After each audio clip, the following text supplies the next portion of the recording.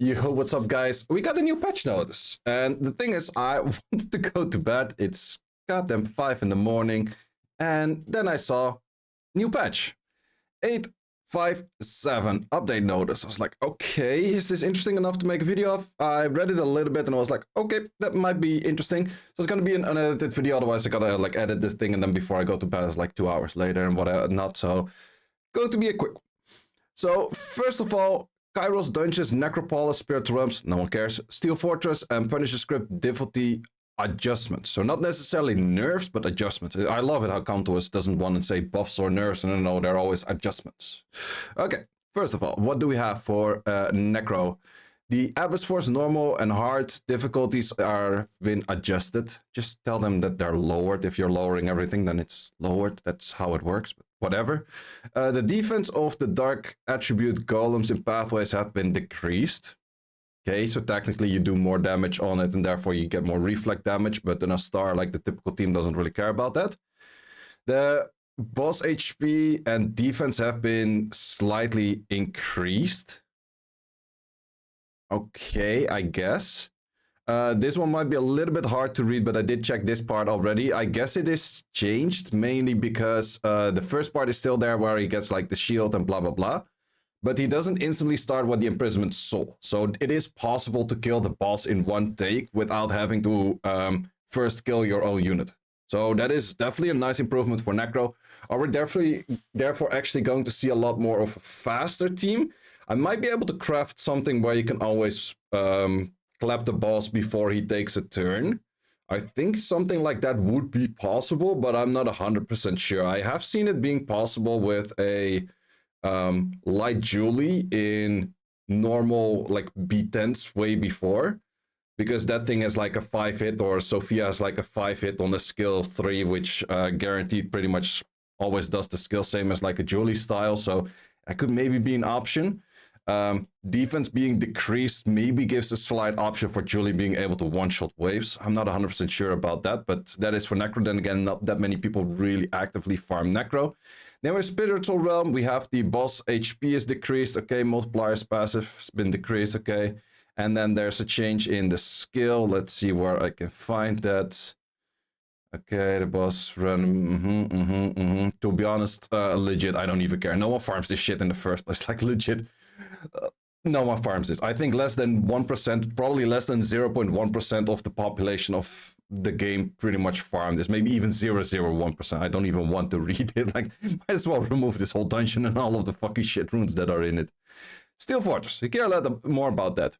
The boss HP has been decreased, but it doesn't say slightly decreased. This one has been slightly increased actually. So it's more the HP on that one, but slightly decreased on the boss. Okay.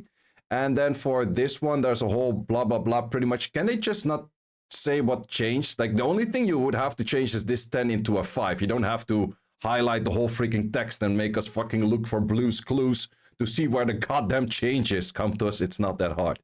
Apparently they also don't really see what's the big issue with this dungeon, and the big issue with this dungeon is you not landing your buff block, and therefore everything just goes to shit.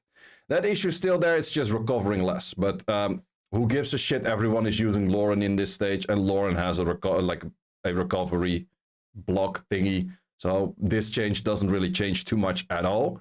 I would just say that the boss HP being decreased might make it interesting where you don't necessarily need a Brandia, but you could also one-shot it with a Crow easier. You can maybe even one-shot it with something like an Argon, which also therefore also has a buff block. So you have buff block plus damage from the Argon rather than having to go for Brandia. So therefore you have another buff blocker in your team. So therefore you have less fails. Might be an option. I think that is the main part that I can see about all of this change. Like if it's a lot easier to kill the boss than replacing the Brandia for an Argon. That's the only thing that I could see about this one being interesting. Then we have Punisher Crypt. The boss HP on the side crystals. Wait, the boss HP and the side crystals have been decreased. Okay, so it's still an interesting one to go for side crystals first, then go for the boss, at least if you cannot really fast clear it.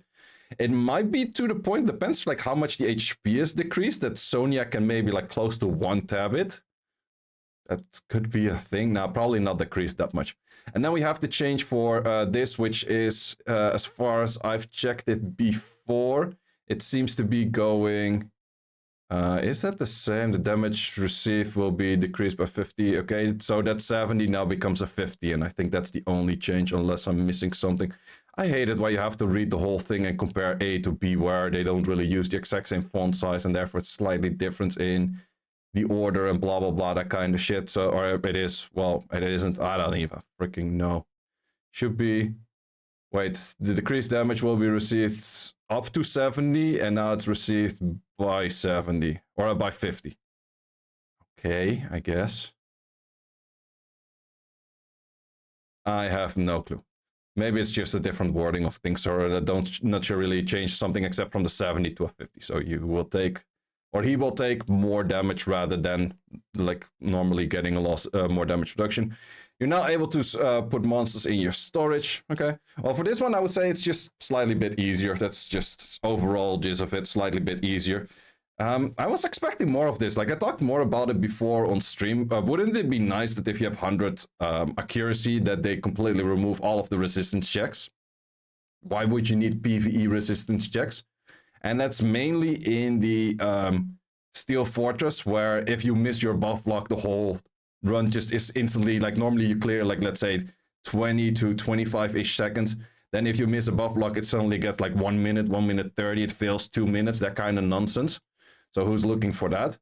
Then you also have the Necropolis. I think this is a nice change. Necro is a nice change. Maybe a little bit more people want to start farming that. Maybe you can get towards like a 30-ish second team, because before it was a big issue where the boss instantly started doing the imprisoned soul skill. It wasted a lot of time with that. It easily got, even for the fast teams were supposedly still like 50 to 55 seconds average. Maybe 45-second average if you had a really good team, but you didn't really get much faster than that.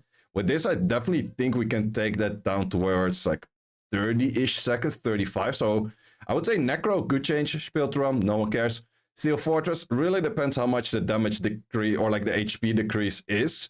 But still you have like the buff block issue, which is only fixed if you make a guaranteed buff blocker on some unit, such as you also kind of did with Prilia.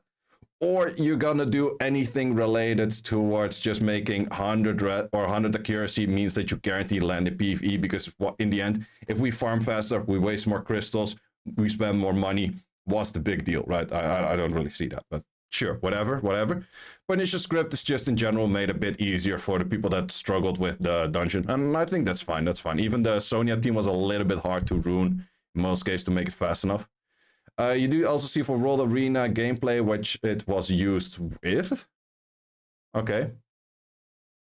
Not too bad. I guess you can see like combinations, like if you want to see in game, like if you don't want to watch videos and that kind of stuff too, but have something in game of seeing like, okay, these are my units.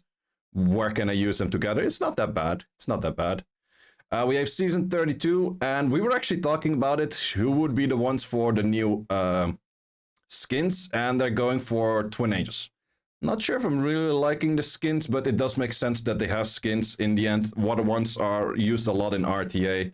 I would say fire and wind are a little bit niche. Dark is not that great, and light is currently also really good. And then we have an arcade octopus ride. Well, this is by the time where Elia has that many rides. It's like this kid with way too many toys, and it's like you're not going to change your toy anyway, so I'm not sure when was the last time I actually changed this thing. Barely changed it ever. These are all of the exact same ranks as before, so we're going back to the normal thing, not the thing that we had in the Special League, so at least they're not gonna get that kind of stuff in there, I guess. Wait, does this show anything? Why is this Guardian 3 over here? Is that any different? Why wouldn't this be over there? This be over there? Why is there another thing for Guardian getting...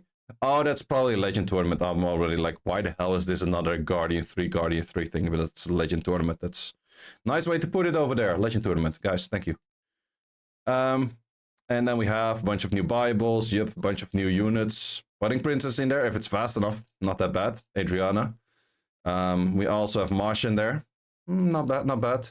Sierra in there. So, okay, Sonya, but that's probably going to be a...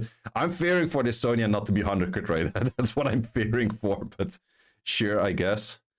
Summon Henge. Now you can summon more. You can instantly buy it from the Summon Henge.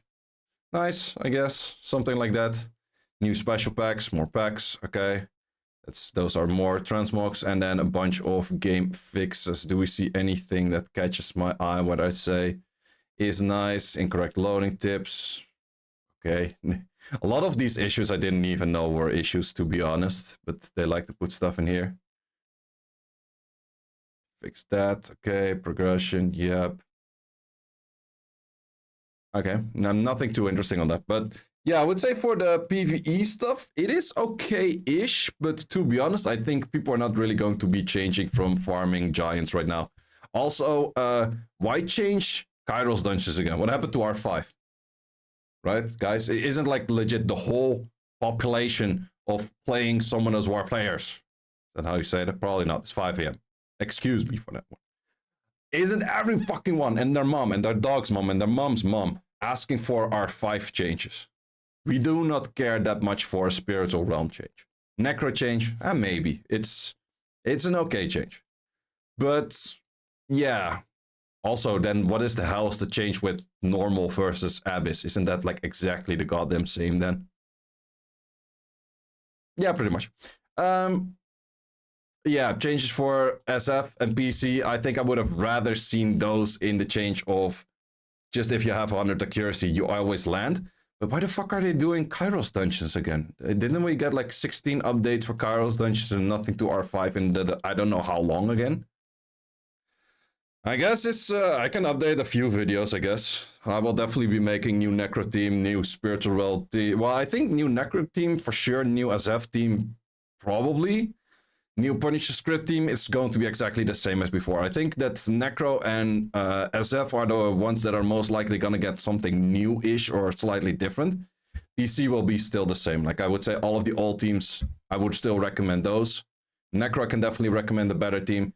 SF, maybe slightly better with removing a Brandia and putting another buff blocker in, because apparently 3 buff blockers is still not enough on this stupid dungeon. So yeah, pretty much that. And then R5 still sucks. Guys, thanks a lot for watching. I am going to upload this thing and go to bed because it's like 5:15 in the morning right now. Well, let's see when this thing actually hits, probably in like 2 hours most of the time. Yeah, it's supposed to hit in like 2.5 hours. That's mostly how it goes with updates. Like, guys, we don't tell you what we're working on. We're not going to tell you what is coming. But by the way, update in 2 hours. See ya. Come on, man. I don't know. Also, they kind of missed their cycle of updates because the cycling of updates should have been the past week.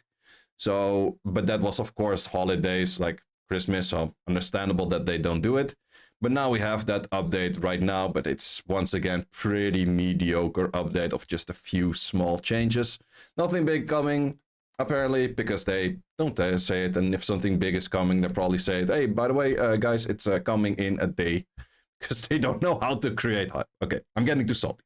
Guys, thanks a lot for watching, and hope to see you in the next one.